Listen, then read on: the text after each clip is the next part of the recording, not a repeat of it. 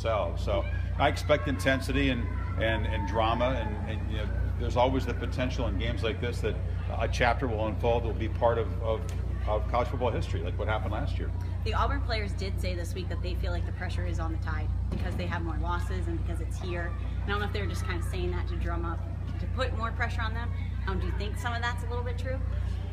Well, if you believe that the team that has more to play for potentially feels more pressure, then yeah, that's true. Does that mean they're going to play any worse or succumb to the pressure? I mean, I think Saban does a pretty good job of teaching his team not to get caught up in that stuff and worry about one play at a time and the immediate goal and not what's at stake for them. But yeah, I mean, we've seen it over the years. The teams that sometimes have quote unquote nothing to lose can play with a little more reckless abandon, a little more carefree, and sometimes that makes them play better. With a team that is closing in on some massive goal, sometimes has a tendency to tighten up. Whether that's going to apply here, I have no idea, but we've seen it happen plenty of times over the years. That's why there's so many upsets in the history of rivalry games. How big is it for ESPN to get this game here tomorrow night? Oh, it's great. I mean, I think that let's be honest. I mean, CBS is typically going to have the Iron Bowl when there's a ton at stake, and the fact that ESPN gets it this time when there's a lot to play for, especially on Alabama's side, is really cool. I mean, I think that everybody involved in the production of the game as well as game day is very excited about that and hoping that the game lives up to it. Whether they can possibly top last year's game, I don't know, but you always hope for something that's a classic. Do you have any idea who the guest picker is going to be tomorrow? I do have an idea who the guest picker is going to be tomorrow. I have a very strong idea. I'm certain who the guest picker is going to be tomorrow. I don't know if we've announced it yet. I don't think I would do it here, but I mean, we'll put it out there. I'll say this, that over the years, it has not been easy to get an Alabama legend involved, to find them available and in town. We have an Alabama legend available in town on our set tomorrow. So, Chris, can you talk about the exposure of game day and just what that's done for college football and also for Alabama? This is the 10th time Alabama's been on game day. I don't know. That's a hard question to ask. I mean, I don't know what we've done for college football. I think we've been along for the ride when college football has grown.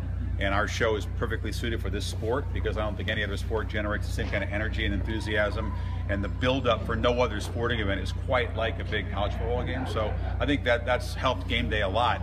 I don't think Alabama needs the appearance from game day to validate itself. You got all those banners and all those statues out there and all the rings and trophies, but I think that we couldn't do our show if we didn't take it to places like Tuscaloosa and salute the big temples of the sport and the games that matter. I mean, it's fun for us. It's why all of us are in this business. It's why we cover college football, is to be at games like the Iron Bowl. So it's a thrill for us, and this would be big whether ESPN's here or not.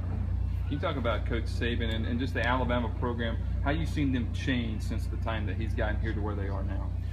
Well, it's been transformed. I mean, we came here to Tuscaloosa for game day under previous regimes before Saban did get here, and they weren't very successful days for the Crimson Tide typically. But obviously that's all changed. I think that the hire has proven to be one of the great hires in the history of college football. It seems obvious now. Didn't necessarily seem obvious at the time that he was worth that kind of money, and it's been obviously the best investment any school's ever made in a head coach. The program speaks for itself. You don't need me to recount what's happened here since he arrived, but it is pretty much the envy of everybody. It's the target for every program out there to run things from top to bottom, to handle every detail as he does. I mean, it's the model. From watching him and interacting with them, what do you think it is that demands so much respect from the players and has created this legacy behind him? Well, I think everything about him demands respect. I think when he shows up and you start listening to him speak, and you get the feeling this guy has a complete grasp on how to make an individual guy better, how to make a team better, how to push the right buttons, how to achieve consistency, how to get them to play their best when it matters most. I mean, that's really what it is. I mean, obviously he's a great recruiter. There's no facet of the job at which Nick Saban does not excel. So, I mean, it's pretty clear from the kind of assistants that he attracts and the kind of players that he attracts that there's nobody doing it any better than he is right now out there.